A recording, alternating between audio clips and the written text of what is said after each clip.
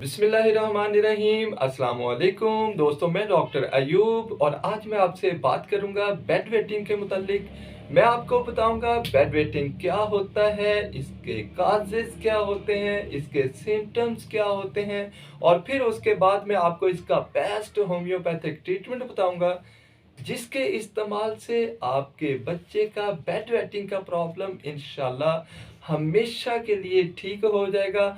और bed wetting का problem बच्चों में ही नहीं पाया जाता बल्कि ये एडल्ट्स में भी हो सकता है।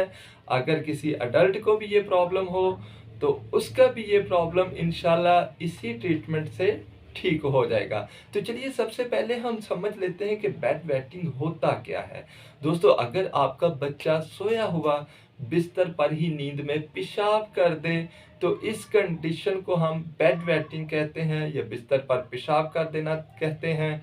तो ऐसा होता क्यों है, यानी काजेज ऑफ बेड वेटिंग क्या होते हैं, अब हम ज़रा ये जान लेते हैं। तो दोस्तों, इसके बहुत से काजेज होते हैं। अगर बच्चे का यूरिनरी ब्लैडर यानी मसाने का साइज छोटा हो, उम्र के लिहाज से जितना यूरिनरी ब्लैडर का साइज होना चाहिए उतना ना हो, तो बच्चे को बेड वेटिंग का प्रॉब्लम हो सकता है। इसके अलावा अगर बच्चे को यूरिनरी ट्रैक्ट इन्फेक्शन का प्रॉब्लम हो यानी यूटीआई हो तो भी बच्चे को बेड वेटिंग का प्रॉब्लम हो सकता है। इसके अलावा अगर बच्चे को छोटी उम्र में डायबिटीज़ हो जाए तो भी बच्चे को बेड वेटिंग का प्रॉब्लम हो सकता है। इसके अलावा अगर प्रोस्टेट इनलार्ज्ड का प्रॉब्लम हो तो भी बेड वेटिंग का प्रॉब्लम हो सकता है। इसके अलावा अगर बच्चे को डर हो यानी फियर की वजह से भी बेड वेटिंग का प्रॉब्लम हो सकता है। स्ट्रेस की वजह से भी बेड वेटिंग का प्रॉब्लम हो सकता है। एंग्जाइटी की वजह से भी बेड वेटिंग का प्रॉब्लम हो सकता है। और कॉन्स्टिपेशन यानी कब्ज की वजह से भी बेड वेटिंग का प्रॉब्लम हो सकता है। तो दोस्तों, ये थे कुछ काजेज। अब हम बात कर लेते हैं इसके सिम्टम्स की। तो इसका सिम्टम बस यही होता है कि बच्चा नींद में सोया हुआ पेशाब कर देता है। तो अब हम जान लेते हैं बेड वेटिंग का बेस्ट होम्योपैथिक ट्रीटमेंट। दोस्तों, अगर बच्चा गर्मियों में ठीक रहे लेकिन सर्दियों में बिस्तर पर पेशाब कर देता हो तो कॉस्टिकम 30 बहुत ही इफ़ेक्टिव मेडिसिन है। ये आप सुबह, दोपहर, शाम दिन में 3 बार दें। इससे आपके बच्चों का बेड वेटिंग का प्रॉब्लम इंशाल्लाह हमेशा के लिए ठीक हो जाएगा। और दोस्तों, अगर आपका बच्चा सोया हुआ बहुत ज़्यादा पेशाब करे, बहुत ज़्यादा मिकदार में पेशाब करे, तो इसके लिए एसिड फास्ट 30 बहुत ही इफेक्टिव मेडिसिन है।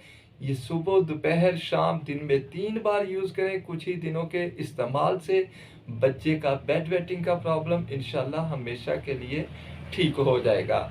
और अगर बच्चा पेशाब कर दे सोया हुआ लेकिन अब आप उसे उठाते हैं तो वो उठता नहीं, अगर ऐसे सिम्टम्स मिले तो क्रियाजूट 30 बहुत ही इफेक्टिव मेडिसिन है। ये सुबह, दोपहर, शाम दिन में 3 बार यूज़ करें। इससे आपके बच्चे का बेड वेटिंग का प्रॉब्लम इंशाल्लाह ठीक हो जाएगा। तो नेक्स्ट बात कर लेते हैं हम ऐसी मेडिसिन की जो आप विदाउट सिम्टम यूज़ कर सकते हैं और उससे इंशाल्लाह हर सूरत पे आपके बच्चे का बेड वेटिंग का प्रॉब्लम, बिस्तर पर पेशाब कर देने का, नींद में प्रॉब्लम हमेशा के लिए ठीक हो जाएगा। तो वो है इक्विजिटम मदर टिंचर। दोस्तों, ये आप विदाउट एनी सिम्टम यूज़ कर सकते हैं। ये 5 कतरे सुबह, 5 दोपहर, 5 शाम, 1 से 2 घूंट पानी में मिलाकर दें।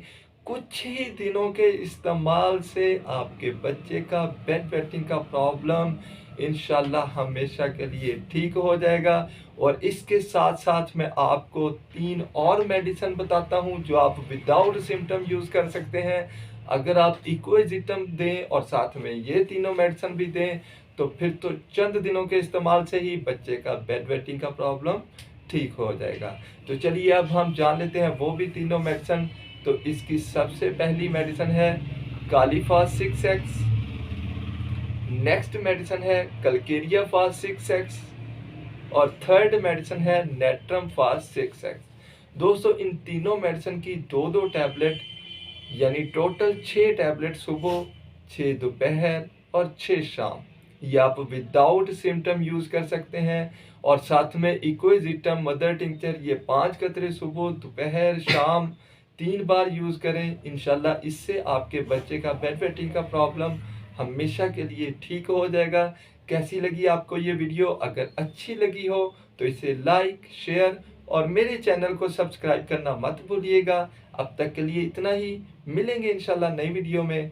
तब तक के लिए खुदा हाफिज़।